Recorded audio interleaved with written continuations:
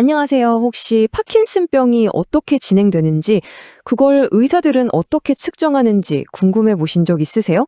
오늘은 바로 그 이야기, 파킨슨병이라는 긴 여정을 이해하는데 꼭 필요한 두 가지 핵심 척도에 대해 아주 쉽고 명확하게 설명해 드릴게요. 이 질문이 사실 모든 것의 시작이죠. 파킨슨병은 아시다시피 사람마다 정말 다르게 나타나거든요. 어떤 분은 떨림이 심하고 어떤 분은 몸이 뻣뻣해지는 게 먼저 오고요. 그래서 의사와 환자가 우리 지금 어디쯤 와 있나 이걸 같이 이야기하려면 공통된 언어, 그러니까 어떤 기준이 필요하다는 겁니다. 그래서 오늘 우리가 살펴볼 내용은요. 먼저 왜 이런 복잡한 병을 굳이 측정해야 하는지부터 시작해서 파킨슨병의 전체적인 지도를 보여주는 호엔 야척도를 알아볼 거고요. 그 다음엔 그 지도만으로는 볼 수 없는 세세한 부분들, 그러니까 움직임 너머의 증상들까지 들여다볼 겁니다. 마지막으로 이 두 가지 도구가 어떻게 환자 한 분 한 분의 상태를 완벽하게 그려내는지 그 그림을 함께 완성해보죠. 자, 첫 번째 주제입니다. 복잡한 질병을 측정한다는 것. 이게 그냥 당신은 몇 단계입니다 라고 딱지를 붙이려는 게 절대 아니에요. 그보다는 환자와 의사가 손을 잡고 같은 방향을 보게 해주는 아주 중요한 소통 도구라고 생각하시면 돼요. 맞아요. 이런 임상 척도들이 바로 그 역할을 하는 건데요. 질병이 어느 정도 진행됐는지에 대한 공통된 이해를 만들어주니까 언제 치료법을 바꿔야 할지, 어떤 약을 더 써야 할지 결정하는 데 아주 중요한 기준이 되는 거죠. 뭐랄까, 망망대해 같은 치료 과정에서 길을 잃지 않게 해주는 나침반 같은 거라고 할 수 있겠네요. 그럼 첫 번째 도구부터 한번 만나볼까요? 바로 호에냐 척도라는 건데요. 이건 파킨슨병이라는 긴 여정을 한눈에 보여주는 커다란 지도다, 이렇게 생각하시면 정말 이해하기 쉬우실 거예요. 이게 뭐냐면요. 1967년에 마가렛 호엔과 멜빈 야라는 두 분이 만든 건데 파킨슨병 증상이 진행되는 과정을 아주 간단하게 5단계로 나눠서 설명하는 시스템이에요. 핵심은 운동 증상과 균형 능력, 이 두 가지를 기준으로 전체적인 상태가 어느 정도인지를 쉽게 파악할 수 있게 해준다는 거죠. 복잡한 거 없이 내가 지금 2단계구나 하고 바로 알 수 있다는 게 가장 큰 장점입니다. 호이냐 척도는 보시는 것처럼 딱 5단계로 나뉩니다. 증상이 몸 한쪽에서만 나타나는 1단계에서 시작해서 양쪽으로 퍼지고 그러다 균형에 문제가 생기기 시작하고 결국엔 다른 사람의 도움이 필요한 상태까지 이 진행 과정을 한눈에 딱 보여주는 거죠.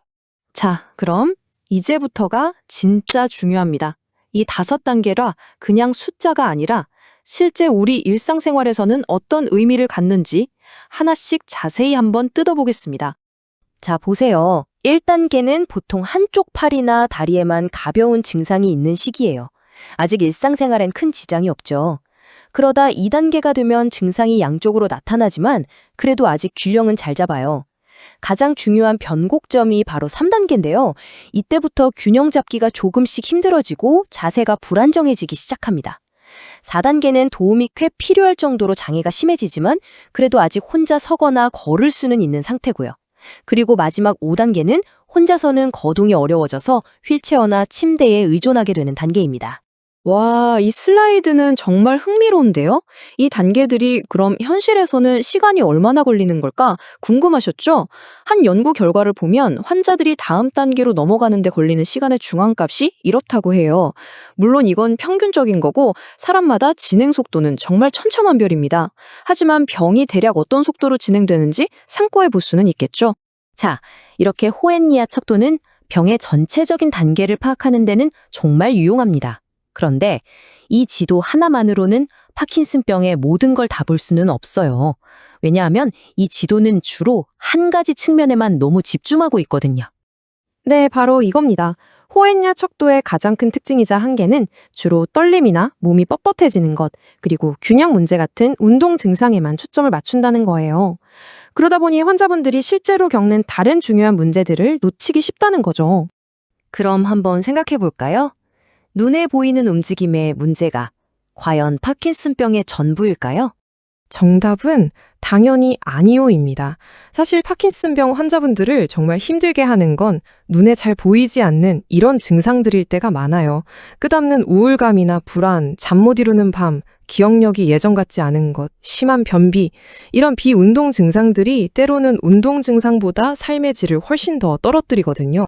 그래서 바로 다음 도구가 필요해지는 겁니다. 이런 비운동 증상들까지 꼼꼼하게 챙겨서 환자의 상태를 훨씬 더 깊고 또 포괄적으로 평가하는 도구. 그게 바로 통합 파킨슨병 평가 척도, 우리가 줄여서 UPDRS라고 부르는 겁니다.